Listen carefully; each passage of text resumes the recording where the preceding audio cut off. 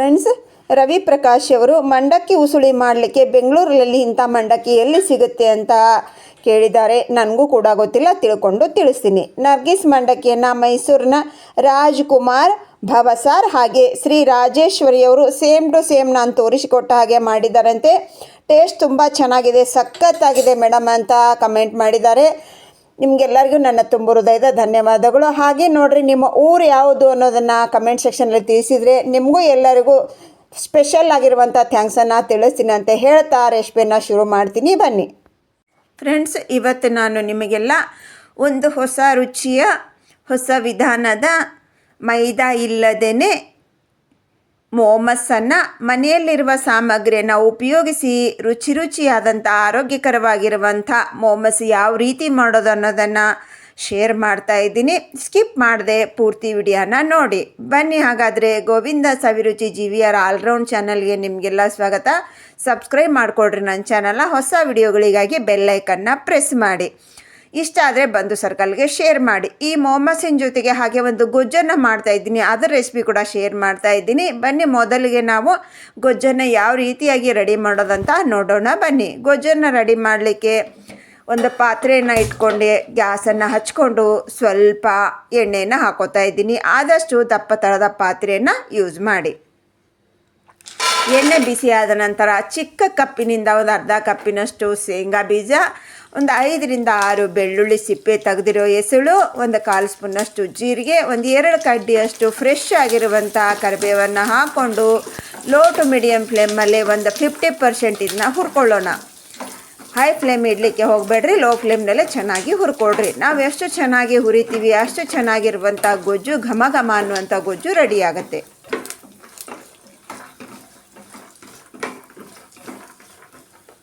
ಇವಾಗ ಇದು ನೋಡ್ರಿ, ಒಂದು 50% ಆಯಿತು. ಅದರಲ್ಲಿ ನಿಮಗೆ ಎಷ್ಟು ಖಾರ ಬೇಕು ನೋಡಿಕೊಂಡು ಅಷ್ಟು ಮೆಣಸಿನ್ಕಾಯಿನ ಹಾಕ್ಕೊಡ್ರಿ. ಒಂದು 4 ಇಲ್ಲಿ ಖಾರದ ಮೆಣಸಿನ್ಕಾಯಿ, 4 ಬ್ಯಾಡಿಗೆ ಮೆಣಸಿನ್ಕಾಯಿನ ಹಾಕೋತಾ ಇದ್ದೀನಿ. ಇದು ಗುಂಟೂರೆಲ್ಲ ನಾನು ಹಾಕ್ಕೊಂಡಿರೋದು ಫಸ್ಟು ಖಾರದ ಮೆಣಸಿನ್ಕಾಯಿ. ನೀವು ಗುಂಟೂರು ಹಾಕ್ಕೊಂಡ್ರೆ ಒಂದೇ ಮೆಣಸಿನ್ಕಾಯಿ ಹಾಕ್ಕೊಡ್ರಿ, ಖಾರ ಸಾಕಾಗುತ್ತೆ. ಬ್ಯಾಡಿಗೆ ಮೆಣಸಿನ್ಕಾಯಿ ಬೇಕಂದ್ರೆ ಇನ್ನೊಂದು 2-3 ಜಾಸ್ತಿ ಕೂಡ ನೀವು ಹಾಕೋಬೋದು. ಇದನ್ನು ಚೆನ್ನಾಗಿ ನೋಡ್ರಿ, ನಾವು ಇವಾಗ ಹೊಂಬಣ್ಣ ಬರುವಂಗೆ ಗರಿ ಆಗುವಂಗೆ ಎಲ್ಲನೂ ಹಾಕಿದ ಸಾಮಗ್ರಿ ಚೆನ್ನಾಗಿ ಫ್ರೈ ಆಗಬೇಕು. ಅಲ್ಲಿವರೆಗೆ ಲೋ ಫ್ಲೇಮ್ನಲ್ಲೇ ಚೆನ್ನಾಗಿ ನಾವು ಕೈ ಬಿಡದೆ ಹಿಂಗೆ ಕೈ ಆಡಿಸೋಣ. ಈ ಮೋಮಸಿಗೆ ನೋಡ್ರಿ, ಹಲವಾರು ರೆಸಿಪಿಯನ್ನು ಮಾಡ್ತಾರೆ, ಹಲವಾರು ರೀತಿಯ ಚಟ್ನಿ ಮಾಡ್ಕೊತಾರೆ. ಆದರೆ ನಾನಿಲ್ಲಿ ಮಾಡ್ತಿರೋದು, ನಮ್ಮ ಮನೇಲಿ ನಾವು ಮಾಡೋದು ಇದೇ ರೀತಿಯಾಗಿ ಗೊಜ್ಜು. ನಾವು ಮನೆಯಲ್ಲಿ ಯಾವ ರೀತಿಯಾಗಿ ಮಾಡ್ತೀವಿ ಅದನ್ನೇ ನಾನು ಶೇರ್ ಮಾಡ್ತಾ ಇದ್ದೀನಿ ನಿಮಗೆ. ತುಂಬ ಚೆನ್ನಾಗಿರುತ್ತೆ, ಒಂದು ಸಾರಿ ಟ್ರೈ ಮಾಡಿರಿ. ಈಗ ನೋಡಿರಿ, ಚೆನ್ನಾಗಿ ಫ್ರೈ ಆದ ನಂತರ ಒಂದು ಈರುಳ್ಳಿಯನ್ನು ಉದ್ದಕ್ಕೆ ಕಟ್ ಮಾಡ್ಕೊಂಡು ಇಟ್ಕೊಂಡಿದ್ದೆ, ಅದನ್ನು ಹಾಕ್ಕೊಂಡೆ. ಚಿಕ್ಕದಾಗಿ ಕಟ್ ಮಾಡ್ಕೊಳ್ಳೋ ಅವಶ್ಯಕತೆ ಏನಿಲ್ಲ, ಯಾಕಂದರೆ ನಾವು ಇದನ್ನು ಗ್ರ್ಯಾಂಡ್ ಮಾಡ್ತೀವಿ, ಅದಕ್ಕೋಸ್ಕರ ದಪ್ಪಗೆ ಕಟ್ ಮಾಡಿಕೊಂಡ್ರೂ ಆಗುತ್ತೆ. ನಂತರ ನೋಡ್ರಿ, ಇಲ್ಲೇ 4 ಟೊಮೆಟೊನ ಈಗ 4 ಭಾಗ ಮಾಡಿ ನೀಟಾಗಿ ನೀರು ಹಾಕಿ ತೊಳ್ಕೊಂಡು ಅದನ್ನು ನಡಮಧ್ಯದೆಲ್ಲ ತೆಗೆದುಬಿಟ್ಟು 4 ಸೀಳಿಬಿಟ್ಟು ಹಿಂಗೆ ಇಟ್ಕೊಂಡು ಒಂದು 5 ನಿಮಿಷ ಬಿಟ್ಟು ಸ್ವಲ್ಪ ಪ್ರೆಸ್ ಮಾಡಿರಿ, ಹಿಂಗೆ ಓಪನ್ ಆಗಿಬಿಡುತ್ತೆ. ಅದು ಒಂದು ಸ್ವಲ್ಪ ಹೊತ್ತು ಬಿಡ್ರಿ, 5 ನಿಮಿಷ ಅಂತ ಏನಿಲ್ಲ, ಒಂದು 2 ನಿಮಿಷ ಬಿಡ್ರಿ, ಟೊಮೆಟೊ ಬೇಗನೆ ಮೆತ್ತಗಾಗುತ್ತೆ. ಅದು ಹಿಂಗೆ ನೋಡ್ರಿ, ಪ್ರೆಸ್ ಮಾಡಿಬಿಟ್ರೆ 4 ಭಾಗ ಆಗಿಬಿಡುತ್ತೆ.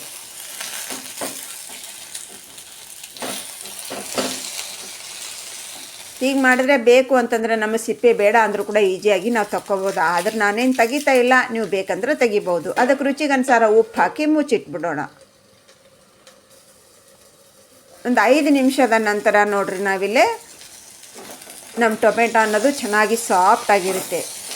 ನಾವು ಹಾಗೇ ಮುಚ್ಚದೆ ನಾವು ಮಾಡ್ಕೊಳಿದ್ರೆ ಟೈಮ್ ಜಾಸ್ತಿ ತೊಗೊಳುತ್ತೆ. ನಾವು ಮುಚ್ಚಿ ಮಾಡ್ಕೊಳ್ಳೋದ್ರಿಂದ ಟೊಮೆಟೊ ಬೇಗನೆ ಸಾಫ್ಟ್ ಆಗುತ್ತೆ. ನೋಡಿರಿ, ಎಷ್ಟು ಮೆತ್ತಗಾಗ್ಬಿಟ್ಟಿದೆ ನೋಡಿರಿ. ನೀವು ಸಿಪ್ಪೆ ತೆಗಿಯಂಗಿದ್ರೆ ಈ ಟೈಮ್ನಲ್ಲಿ ಮೇಲಿನ ಸಿಪ್ಪೆ ತೆಗಿಬೋದು. ಆದರೆ ನಾನೇನು ತೆಗಿತಾ ಇಲ್ಲ, ನೀವು ತೆಗಿಬೇಕು ಅನ್ನೋರು ತೆಗಿಬೋದು. ಗ್ಯಾಸನ್ನು ಆಫ್ ಮಾಡ್ಕೊಂಡಿದ್ದು ಕಂಪ್ಲೀಟಾಗಿ ತಣ್ಣಗಾಗಲಿಕ್ಕೆ ಬಿಡೋಣ. ಇದು ಫ್ಯಾನಿನ ಕೆಳಗಿಟ್ಟರೆ ಬೇಗನೆ ತಣ್ಣಗಾಗ್ಬಿಡುತ್ತೆ.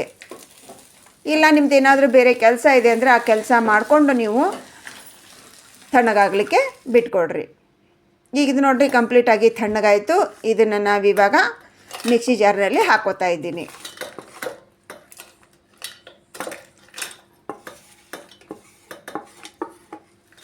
ಎಷ್ಟು ಬಿಸಿ ಇರಬಾರ್ದು, ಪೂರ್ತಿಯಾಗಿ ತಣ್ಣಗಾಗಿರಬೇಕು. ಈ ಗೊಜ್ಜನ್ನು ನೋಡ್ರಿ, ನಾವು 1 ವಾರ ದಿವಸವರೆಗೆ ಸ್ಟೋರ್ ಮಾಡಿ ಇಟ್ಕೊಂಡು ತಿನ್ಬೋದು. ಈಗ ಇದನ್ನು ಸ್ವಲ್ಪ ತರಿಯಾಗಿ ಗ್ರೈಂಡ್ ಮಾಡ್ಕೊಳ್ಳೋಣ.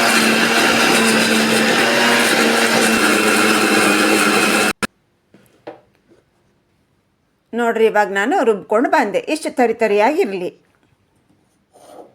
ನೋಡಿರಿ, ಪೂರ್ತಿ ನುಣ್ಣಗೆ ಬೇಡ. ಈಗ ಅದನ್ನು ಪಕ್ಕಕ್ಕಿಟ್ಟು ದಪ್ಪ ತಳದ ಪಾತ್ರೆಯನ್ನು ಇಟ್ಕೊಂಡು ಗ್ಯಾಸನ್ನು ಹಚ್ಕೊಂಡೆ. ಇದಕ್ಕೆ ನೋಡಿರಿ 1/4 ಸೌಟಿನಷ್ಟು ಎಣ್ಣೆಯನ್ನು ಹಾಕ್ಕೊಂಡೆ. 1 ಸ್ಪೂನಷ್ಟು ಸಾಸಿವೆ, 1 ಸ್ಪೂನಷ್ಟು ಜೀರಿಗೆ, 4 ಕಡ್ಡಿಯಷ್ಟು ಕರಿಬೇವನ್ನು ಹಾಕ್ಕೊಂಡು ನೀಟಾಗಿ ಇದನ್ನು ಫ್ರೈ ಮಾಡ್ಕೊತೀನಿ. ಸಾಸಿವೆ ಜೀರಿಗೆ ಎಲ್ಲ ಚಟಪಟ ಅಂದಾಯಿತು. ನಮ್ಮ ಕರಿಬೇವು ಕೂಡ ಕ್ರಿಸ್ಪಿ ಆಯಿತು.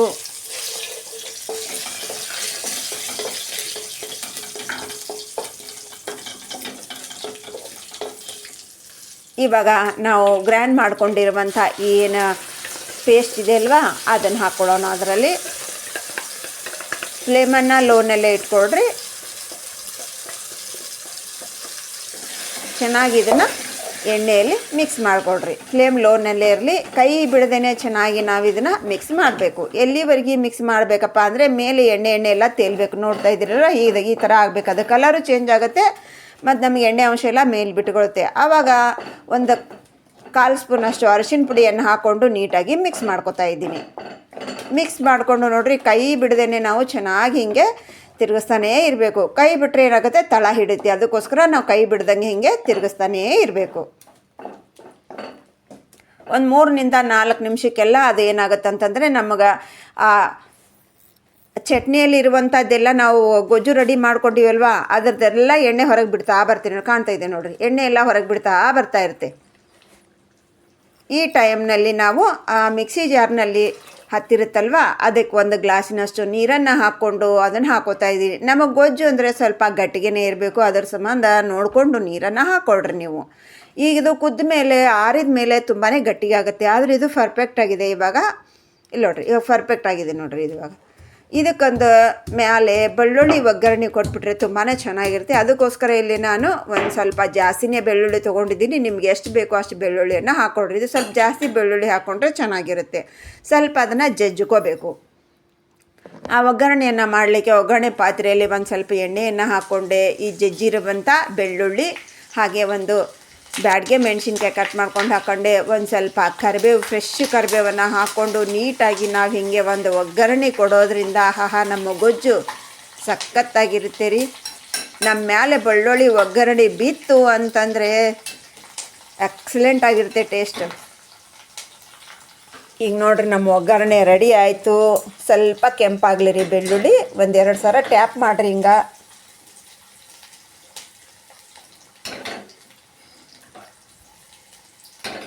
ನೋಡಿರಿ, ಇವಾಗ ಹಾಕ್ಕೊಂಬಿಡ್ರಿ. ಇವಾಗ ನಮ್ಮ ತಡಕ ಒಯ್ದು ನಮ್ಮ ಗೊಜ್ಜಿನೊಳಗೆ ಹಾಕ್ಕೊಂಬಿಟ್ರೆ ಒಂದು 5 ನಿಮಿಷ ಕುದಿಸ್ಬಿಟ್ರೆ ಆಯ್ತು, ನಮ್ಮ ಗೊಜ್ಜು ರೆಡಿ ಆಗಿಬಿಡುತ್ತೆ ರೀ. ಇನ್ನು ಮುಂದಿನ ಏನು ಪ್ರೊಸೀಜರ್ ನೋಡೋಣ ಬರ್ರಿ.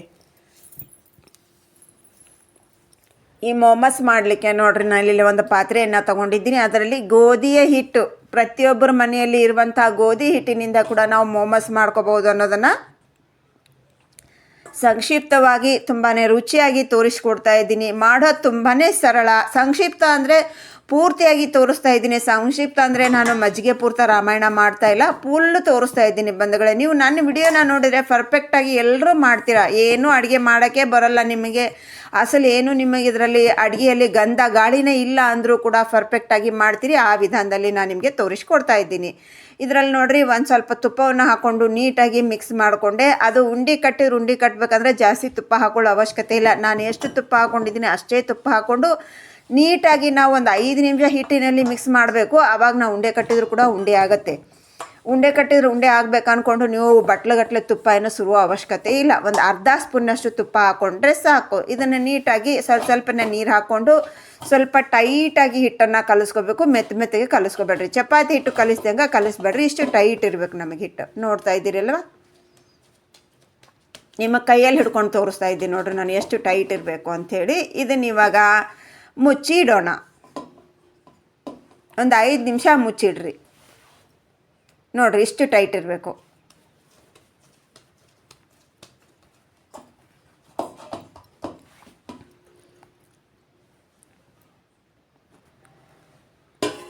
ಈಗ ಮುಂದಿದಕ್ಕೆ ನಮ್ಮ ಮೊಮಸ್ಸಿಗೆ ಸ್ಟಫಿಂಗ್ ರೆಡಿ ಮಾಡ್ಕೋಬೇಕು. ಅದಕ್ಕೋಸ್ಕರ ಕ್ಯಾಬೇಜ್ ನಾನು ಕಟ್ ಮಾಡಿ ನೀರಲ್ಲಿ ಹಾಕ್ಕೊಂಡಿದ್ದೀನಿ. ನೀರಲ್ಲಿ ಹಾಕ್ಕೊಳ್ಳೋದ್ರಿಂದ ಕ್ಯಾಬೇಜ ಸ್ಮೆಲ್ ಕಮ್ಮಿ ಆಗುತ್ತೆ. ಕೆಲವ್ರಿಗೆ ಕ್ಯಾಬೇಜ ಸ್ಮೆಲ್ ಇದ್ಬಿಟ್ರೆ ತಿನ್ನೋಕ್ಕಾಗಲ್ಲ. ಅದಕ್ಕೋಸ್ಕರ ನಾವು ಕಟ್ ಮಾಡಿ ಹೀಗೆ ನೀರಲ್ಲಿ ಹಾಕ್ಕೊಳ್ಳೋದ್ರಿಂದ ಕಂಪ್ಲೀಟಾಗಿ ಅದರ ಸ್ಮೆಲ್ ಅನ್ನೋದು ಹೊರಟೋಗುತ್ತೆ.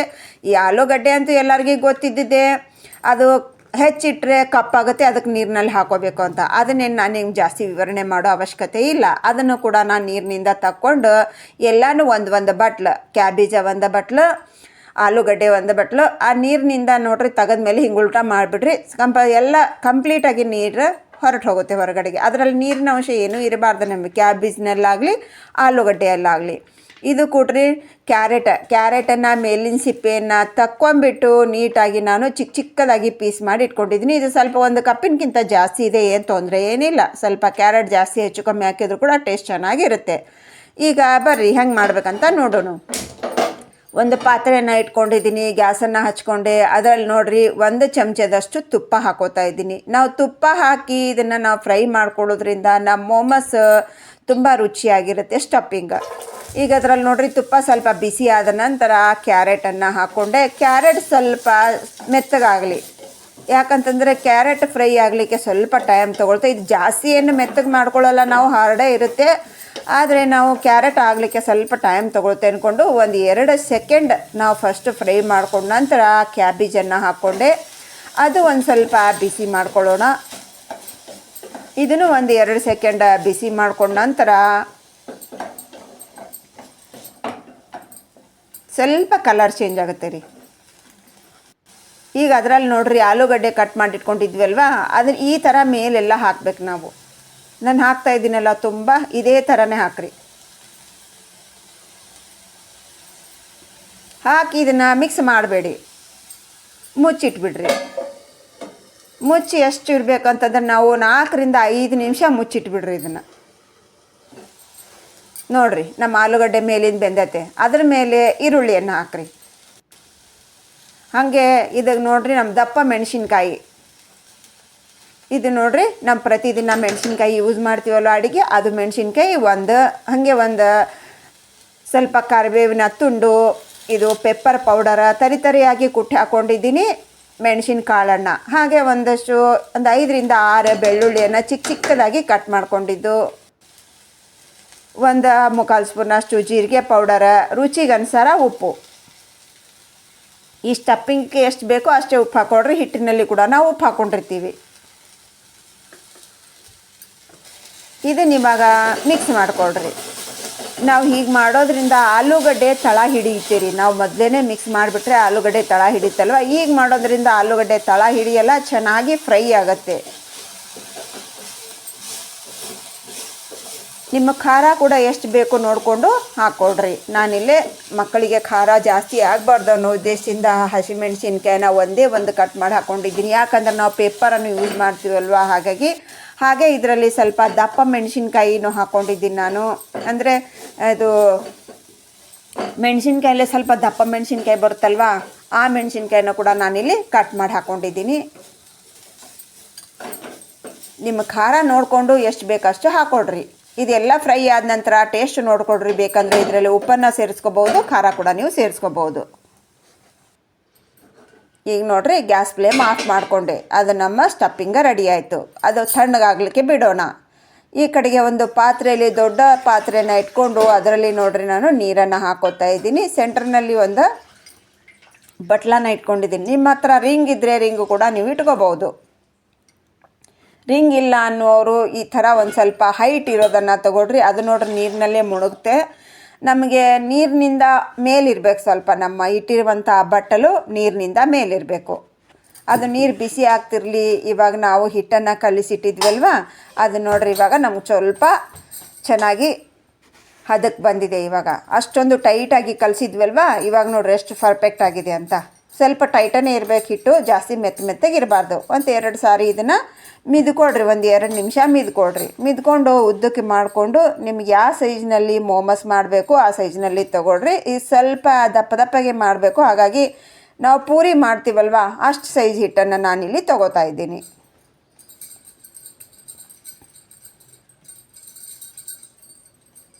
ನೋಡಿರಿ ಇಷ್ಟಾದರೆ ಸಾಕಾಗತ್ತೆ.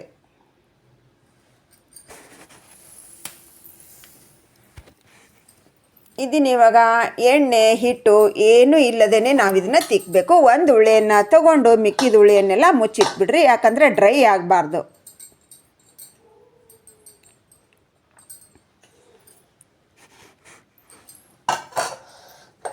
ಈಗ ನೋಡ್ರಿ, ಇದಕ್ಕೆ ಏನು ಹಚ್ತಾ ಇಲ್ಲ ನಾನು, ಎಣ್ಣೆನೂ ಹಚ್ಚಲ್ಲ, ಹಿಟ್ಟನ್ನು ಹಚ್ಚಲ್ಲ, ಹಾಗೇ ತಿಕ್ಕಬೇಕು ನಾವು. ಸ್ವಲ್ಪ ದಪ್ಪಗೆ ತಿಕ್ಕೊಡ್ರಿ, ದಂಡಿ ಎಲ್ಲ ತೆಳ್ಳಗಿರಲಿ, ಸ್ವಲ್ಪ ಸೆಂಟ್ರ್ನಲ್ಲಿ ಸ್ವಲ್ಪ ದಪ್ಪಗಿರಲಿ. ನಾನಿಲ್ಲಿ ದೊಡ್ಡ ಮೋಮೋಸನ್ನು ಮಾಡ್ತಾಯಿದ್ದೀನಿ, ಹಾಗಾಗಿ ಸ್ವಲ್ಪ ದೊಡ್ಡ ತಿಕ್ಕೋತೀನಿ. ನಿಮ್ಗೇನಾದ್ರು ಚಿಕ್ಕದು ಬೇಕಾಯಿತು ಅಂತಂದರೆ ಇದಕ್ಕೇನೋ ಸ್ವಲ್ಪ ಹುಳಿಯನ್ನು ಕಡಿಮೆ ಮಾಡಿಕೊಡ್ರಿ, ಚಿಕ್ಕದಾಗಿ ತಿಕ್ಕೊಡ್ರಿ.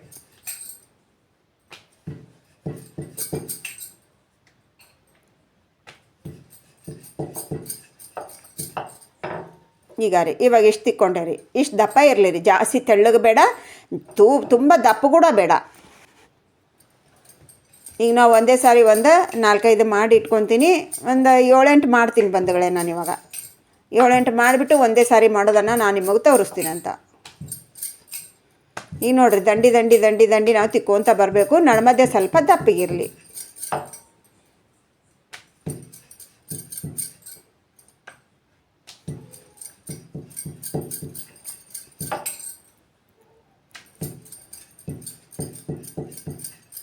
ಮಾಡೋದು ತುಂಬಾ ಸರಳ, ಯಾರು ಬೇಕಾದರೂ ಮಾಡ್ಕೋಬೋದು. ಮೋಮೋಸ್ ಮಾಡೋದೇನಪ್ಪ ಕಷ್ಟ ಅಂತ ತುಂಬ ಜನ ಮಾಡೋದಿಲ್ಲ.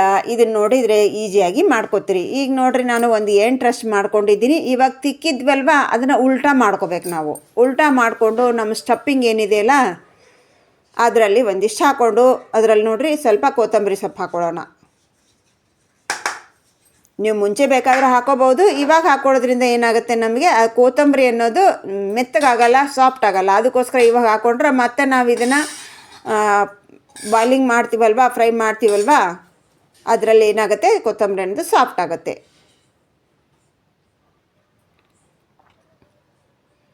ಈಗ ಅದರಲ್ಲಿ ನೋಡಿರಿ, ಎಷ್ಟು ಬೇಕೋ ಅಷ್ಟು ಸ್ಟಫಿಂಗನ್ನು ಹಾಕ್ಕೊಡ್ರಿ. ನಾನು ಸ್ವಲ್ಪ ಜಾಸ್ತಿನೇ ಹಾಕೋತಾ ಇದ್ದೀನಿ. ಜಾಸ್ತಿ ಹಾಕ್ಕೊಂಡಷ್ಟು ಟೇಸ್ಟು ಚೆನ್ನಾಗಿರುತ್ತೆ. ಅದು ಒಂದು ಗುಡಿಸ್ಕೊಡ್ರಿ ಸೆಂಟ್ರ್ನಲ್ಲಿ, ಹೀಗೆ ಫೋಲ್ಡಿಂಗ್ ಮಾಡ್ಕೊತ ಬರ್ರಿ.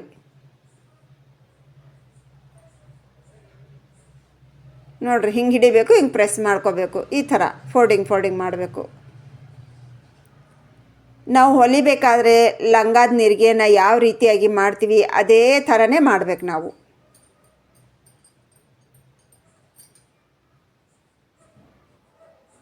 ನೋಡಿರಿ, ಈ ಥರ ಹಿಂಗೆ ಫೋಲ್ಡಿಂಗ್ ಮಾಡಬೇಕು.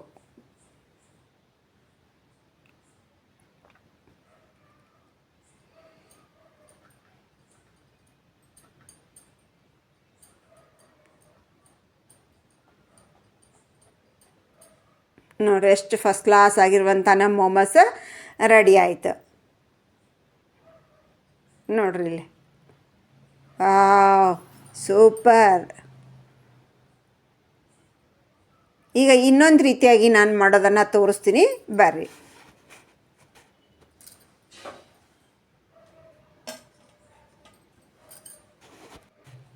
ಇದನ್ನು ಕೂಡ ಪ್ರತಿ ಸಾರಿ ನೀವು ಮಾಡಬೇಕಾದ್ರೆ ಅದನ್ನು ಹೊಳ್ಳಿಸಿ ಹಾಕ್ಕೊಂಡೇ ಮಾಡಿರಿ, ಹಾಗೆ ಹಾಕಲಿಕ್ಕೆ ಹೋಗಬೇಡ್ರಿ. ನಾವು ಉಲ್ಟಾ ಮಾಡಿಕೊಂಡು ಅದರಲ್ಲಿ ಸ್ಟಫಿಂಗನ್ನು ಹಾಕೋತಾ ಇದ್ದೀನಿ. ಸ್ವಲ್ಪ ಸ್ಟಫಿಂಗ್ ಅದಕ್ಕೆ ಎಷ್ಟು ಬೇಕೋ ಅಷ್ಟು ಹಾಕ್ಕೊಡ್ರಿ.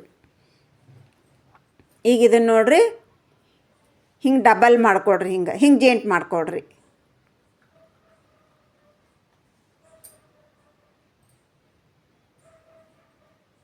ನೋಡಿರಿ, ಇಲ್ಲಿ ಕೈಯಲ್ಲಿ ಮಾಡ್ಕೊಂಡು ತೋರಿಸ್ತಾ ಇದ್ದೀನಿ ನೋಡಿರಿ. ನಿಮ್ಗೆ ಅದರ ಬಂಡಿ ಮೇಲೆ ಅರ್ಥ ಆಗುತ್ತೆ ಇಲ್ಲ ಅಂದ್ಕೊಂಡು.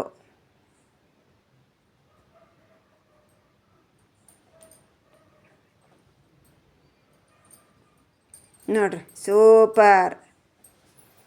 ಈ ಥರ ಕೂಡ ನಾವು ಮೊಮ್ಮಸನ್ನು ಮಾಡ್ಕೋಬೋದು. ನೋಡಿದ್ರಲ್ವ ಎಷ್ಟು ಈಸಿಯಾಗಿ ಮಾಡ್ಕೊಂಡ್ವಿ ಅಂತ. ಮೇಲಿನ ಸ್ವಲ್ಪ ಪ್ರೆಸ್ ಮಾಡಿಕೊಂಡ್ರೆ ನಮಗೆ ಸ್ವಲ್ಪ ತೆಳ್ಳಗೂ ಆಗುತ್ತೆ, ನೋಡಲಿಕ್ಕೆ ಕೂಡ ಸುಂದರವಾಗಿ ಕಾಣುತ್ತೆ. ಈಗ ಇದೇ ಥರ ನಾವು ಎಲ್ಲನೂ ರೆಡಿ ಮಾಡಿಕೊಂಡು ಬರೋಣ. ನೋಡಿರಿ ಸೂಪರ್ ಆಗಿರುತ್ತೆ. ನೀವು ಯಾವ ರೀತಿ ಬೇಕಾದರೂ ಮಾಡ್ಕೋಬೋದು. ಈಗ ನಾವು ಒಂದೇ ಸಲ ನಾವು ಮಾಡೋದನ್ನು ತೋರಿಸಿದ್ನಲ್ವ, ಈಗ ಒಂದೇ ಸಲ ಎಲ್ಲಕ್ಕೂ ಸ್ಟಫಿಂಗ್ ಹಾಕಿ ಒಂದೇ ಸಾರಿ ನಾವು ಆರಾಮಾಗಿ ಮಾಡ್ಕೋಬೋದು. ಅಂದರೆ ನಾವು ತಿಕ್ಕಿರುವಂಥ ಎಲೆಗಳನ್ನು ಎಲ್ಲನೂ ನಾವು ಉಲ್ಟಾ ಮಾಡ್ಕೊಂಡ್ಬಿಡ್ಬೇಕು. ಉಲ್ಟಾ ಮಾಡ್ಕೋದೇ ನೀವು ಹಾಕಿದರೆ ಏನಾಗುತ್ತೆ, ಅದು ಪ್ರೆಸ್ ಆಗಿ ಕೂಡಲ್ಲ, ಗಟ್ಟಿ ಕೂಡಲ್ಲ, ಓಪನ್ ಆಗುತ್ತೆ. ಅದಕ್ಕೋಸ್ಕರ ನಾವು ಕಂಪಲ್ಸರಿ ಉಲ್ಟಾ ಮಾಡಿಕೊಂಡೇ ನಾವು ಇದರಲ್ಲಿ ಸ್ಟಫಿಂಗ್ ಹಾಕೋಬೇಕು. ಎಲ್ಲನೂ ನಾನು ಉಲ್ಟಾ ಮಾಡಿಕೊಂಡೇ ಸ್ಟಫಿಂಗನ್ನು ಹಾಕ್ಕೊಂಡಿದ್ದೀನಿ. ಎಲ್ಲ ಒಂದೇ ಸಾರಿ ನಾವು ಈಸಿಯಾಗಿ ಪಟ ಪಟ ಪಟ ಪಟ ಅಂತ ಮಾಡ್ಕೋಬೋದು. ಇವಾಗ ಫಸ್ಟಿಗೆ ನಿಮಗೆ ಎಲ್ಲ ಹಿಂಗೆ ತೋರಿಸಿದೆ ಅರ್ಥ ಆಗಲ್ಲ ಅಂದ್ಕೊಂಡು ಒಂದು ಸ್ಲೋ ಆಗಿ ನಾನು ನಿಮಗೆ ಮಾಡೋದನ್ನು ತೋರಿಸಿದೆ.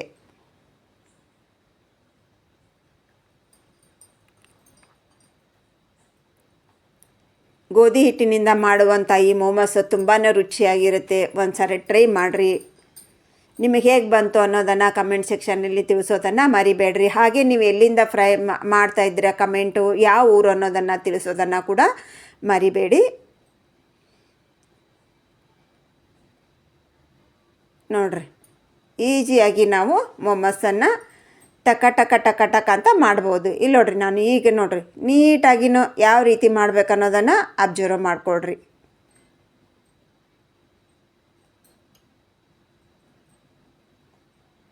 ನೋಡಿರಿ ಎಷ್ಟು ಆರಾಮಾಗಿ ತೋರಿಸ್ತಾ ಇದ್ದೀನಿ. ಆರಾಮಾಗಿ ನೀವು ಏನೋ ಬರದೇ ಇರೋರು ಕೂಡ ಆರಾಮಾಗಿ ನೋಡಿಕೊಂಡು ಮಾಡ್ಕೋಬೋದು.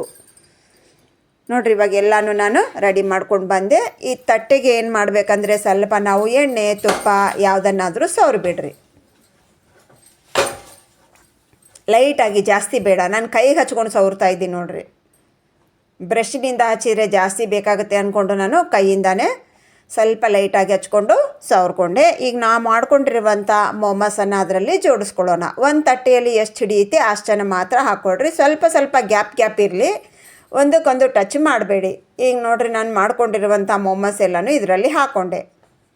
ಟೋಟಲಾಗಿ ನಾನು ನೋಡ್ರಿ 8 ಮಾಡ್ಕೊಂಡಿದ್ದೀನಿ. ಆ 8 ಮಾತ್ರ ನಂದರಲ್ಲಿ ಪರ್ಫೆಕ್ಟಾಗಿ ಕೂತ್ಕೊಂಡಿದೆ. ಇದನ್ನ ಇವಾಗ ನಾವು ನೀರನ್ನು ಬಿಸಿ ಮಾಡಲಿಕ್ಕೆ ಇಟ್ಟಿದ್ವಲ್ವ ಅದರಲ್ಲಿ ಇಡಬೇಕು. ಅದರಲ್ಲಿ ಇಡೋಕ್ಕಿಂತ ಮುಂಚೆ ನಾವು ಇದ್ರ ಮೇಲೆ ಎಲ್ಲಕ್ಕೂ ತುಪ್ಪನ ಅಪ್ಲೈ ಮಾಡ್ಬೇಕು. ಹೀಗೆ ಬ್ರಷನ್ನು ತೊಗೊಳ್ರಿ. ಬ್ರಷನ್ನು ತೊಗೊಂಡು ನೀಟಾಗಿ ತುಪ್ಪನ ಅಪ್ಲೈ ಮಾಡಿಕೊಡ್ರಿ.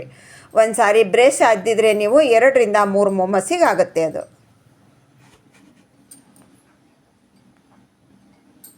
ನೋಡಿರಿ ಇಷ್ಟು ಎದ್ದಿದ್ರೆ ಸಾಕು ನಮ್ಗೆ.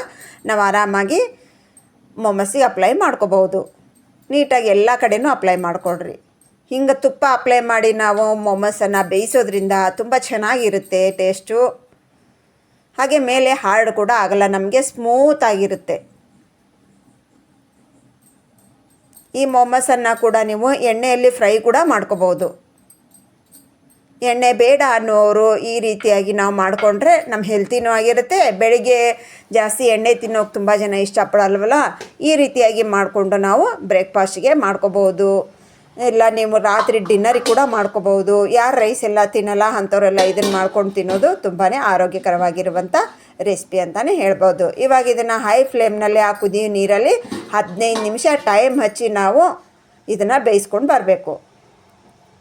ಹೈ ಫ್ಲೇಮಲ್ಲೇ ಬೇಯಿಸ್ಕೊಡ್ರಿ. ಒಂದು ಸಾರಿ ಚೆಕ್ ಮಾಡ್ಕೊಂಡು ನೋಡ್ಕೊಡ್ರಿ. ನಿಮ್ಗೆ ಏನಾದರೂ ಒಂದು 10-12 ನಿಮಿಷಕ್ಕೆ ಒಂದು ಸಾರಿ ನಳಮಧ್ಯೆ ಚೆಕ್ ಮಾಡ್ಕೊಂಡು ನೋಡ್ಕೊಡ್ರಿ. ಇದು ಆಗಿತ್ತು ನಿಮ್ಮ ಕೈಗೇನು ಹತ್ತುತ್ತಾ ಇಲ್ಲ ಅಂದರೆ ಕಲರ್ ಕೂಡ ತುಂಬ ಕಲರ್ ಫುಲ್ಲು ಚೇಂಜ್ ಆಗಿಬಿಟ್ಟಿರುತ್ತೆ. ಅವಾಗ ಗೊತ್ತಾಗುತ್ತೆ ನಿಮಗೆ, ತೆಗಿಬೋದು. ಇನ್ನೂ ಆಗಿಲ್ಲ ನಮ್ಗೆ ಹಸಿ ಇದೆ ಅಂತಂದರೆ ಇನ್ನೊಂದು 2 ನಿಮಿಷ ಬಿಟ್ಕೊಂಡ್ರೆ ಟೋಟಲಾಗಿ ಒಂದು 15 ನಿಮಿಷ ಟೈಮ್ ಹಚ್ಚಿ ಬಿಟ್ಕೊಂಡ್ರೆ ನೋಡೋ ಅವಶ್ಯಕತೆ ಇಲ್ಲ, ಪರ್ಫೆಕ್ಟ್ ಆಗಿರುತ್ತೆ. ನಾನಿಲ್ಲಿ 15 ನಿಮಿಷ ಬಿಟ್ಟು ನಾನು ಓಪನ್ ಮಾಡಿ ನೋಡ್ತಾ ಇದ್ದೀನಿ. ಈಗ ನೋಡಿರಿ ನಮ್ಮದು ಆಗಿರೋದನ್ನು ಹೊರಗಡೆ ತಗೊಂಡಿದ್ದೀನಿ. ಅದಕ್ಕೆ ನಮ್ಗೆ ಗೊಜ್ಜು ಕೂಡ ರೆಡಿ ಇದೆ, ಬಿಸಿ ಬಿಸಿ ಇದೆ. ಕಟ್ ಮಾಡಿ ತೋರಿಸ್ತೀನಿ ನೋಡಿರಿ. ಈ ಬಿಸಿ ಬಿಸಿದನ್ನು ತುಪ್ಪ ಹಾಕೊಳ್ಳೋ ಅವಶ್ಯಕತೆ ಇಲ್ಲ. ಇವಾಗ ನಾವು ಮೇಲೆ ತುಪ್ಪ ಹಾಕ್ಬಿಟ್ಟಿದ್ದೀವಿ, ಆಲ್ರೆಡಿ ತುಪ್ಪ ಹಚ್ಚಿ ನಾವು ಫ್ರೈ ಮಾಡ್ಕೊಂಡು ಕುದಿಸ್ಕೊಂಡಿದ್ದೀವಿ ಅಂದರೆ ಆವ್ರಿ ಮೇಲೆ. ಈಗ ಓಪನ್ ಮಾಡಿ ತೋರಿಸ್ತಾ ಇದ್ದೀನಿ ನೋಡಿರಿ. ವಾವ್, ನಮ್ಮ ಸ್ಟಫಿಂಗ್ ಕೂಡ ನೋಡಿರಿ ಒಳಗಡೆ ಯಾವ ಥರ ಇದೆ. ಸ್ಟಫಿಂಗ್ ನೀವು ಎಷ್ಟು ಜಾಸ್ತಿ ಹಾಕ್ತೀರಿ ಅಷ್ಟು ಟೇಸ್ಟ್ ಚೆನ್ನಾಗಿ ಕೊಡುತ್ತೆ. ಅದ್ರ ಜೊತೆಗೆ ನಮ್ಮ ಈ ಗೊಜ್ಜು, ಈ ಪೇನಟ್ನಿಂದ ಮಾಡಿರುವಂಥ ಗೊಜ್ಜು ಎಕ್ಸಲೆಂಟ್ ಆಗಿರುತ್ತೆ. ಬಂಧುಗಳೇ, ಒಂದು ಸಾರಿ ಟ್ರೈ ಮಾಡಿಕೊಂಡ್ರೆ ನೀವು ಬಸಲು ಬಿಡೋದೇ ಇಲ್ಲ. ಎಲ್ಲ ಮಕ್ಕಳಿಗೆ ಕೂಡ ಇಷ್ಟ ಆಗುತ್ತೆ.